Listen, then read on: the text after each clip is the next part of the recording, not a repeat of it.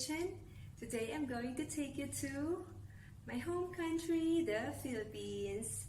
I'm going to show you how to make the garlic fried rice. A garlic fried rice is a very famous dish in the Philippines, and we usually eat that in the breakfasts.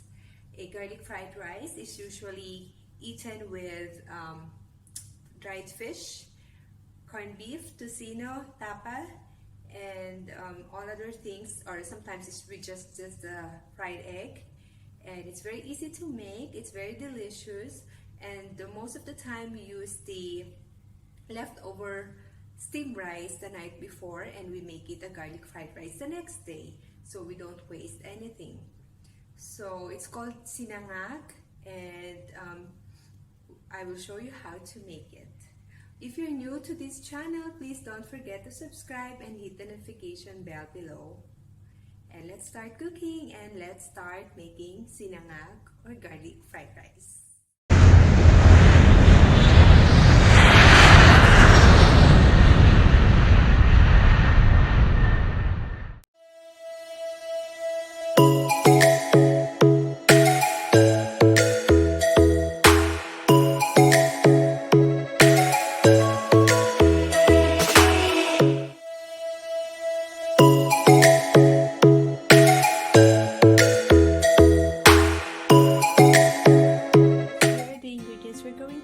For the garlic fried rice: garlic or bawang, butter or oil, cooking oil, any oil that you prefer, and then we need salt, soy sauce, garlic powder is optional if you just want to have that more garlicky flavor, and then rice, steamed rice.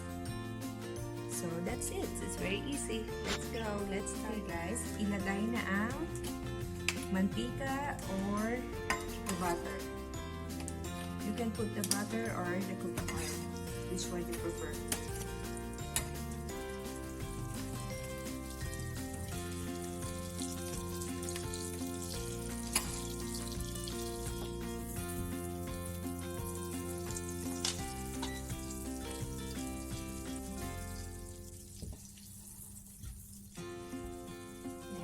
Garlic. Ilagay na ang bawang.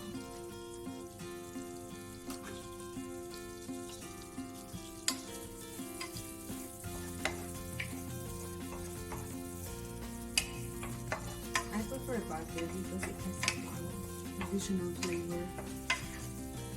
It's tastier.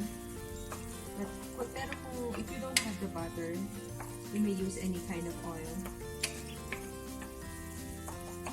I just prefer the butter. Creamy taste with a creamier taste.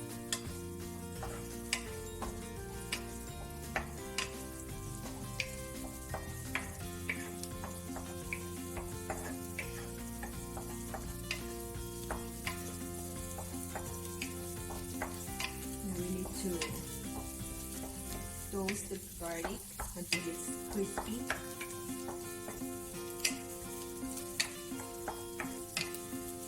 Oh, it smells so good.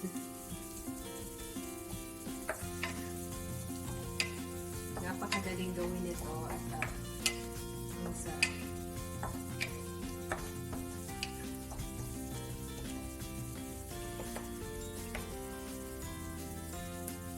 So just keep cooking the garlic. When it's like that, this color, you may add the rice. Kailangan loose yung rice nyo.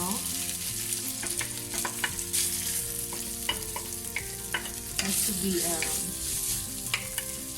loose rice. And then add all this garlic powder. This one salt. I added the salt and garlic powder and the soy sauce for another color. And you just toss it like that.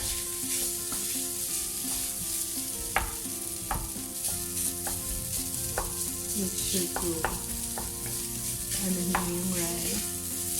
Hiwa-hiwalayin yung rice na dikit-dikit para makuha din yung flavor.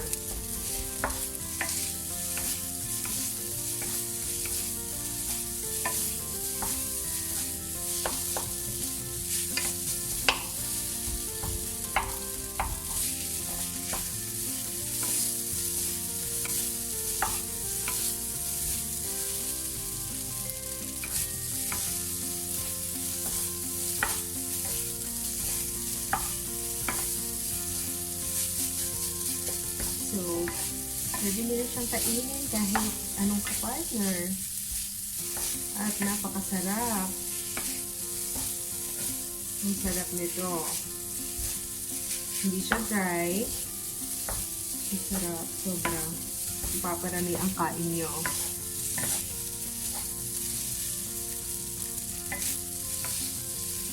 Kaya bihira ako magluto ng rice kasi dami ko nakakain. Nasisira ang diet ko. Lalo na kapag tuyo yung kapartner. My gosh. Hindi ako usually nakakaubos ng 1 cup. Pero pag tuyo, Diyos ko siguro 2 cups of rice nakakain ko.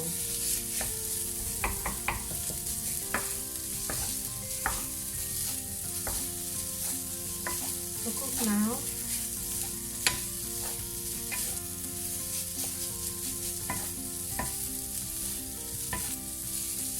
Ang bango. Tikman natin.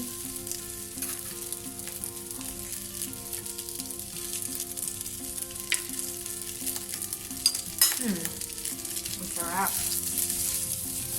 Very garlicky.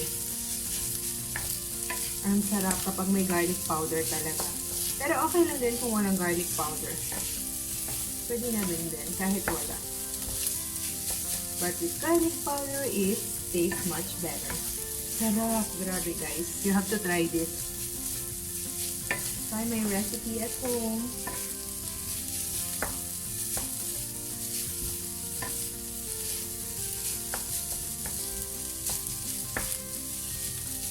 Very simple and very easy to make. Sobrang dali lang.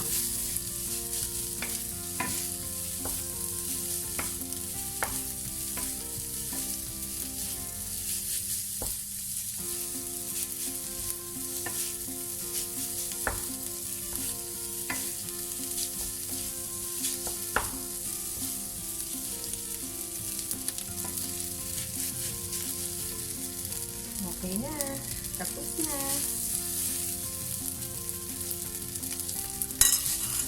So that's it guys.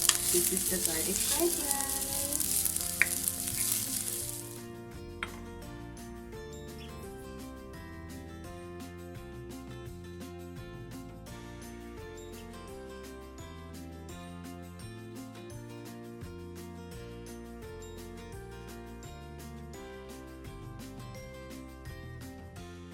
There you have it guys. My garlic fried rice recipe. I hope you try it at home and let me know sa comment section below, and then don't forget to subscribe and hit the notification bell if you appreciate this video.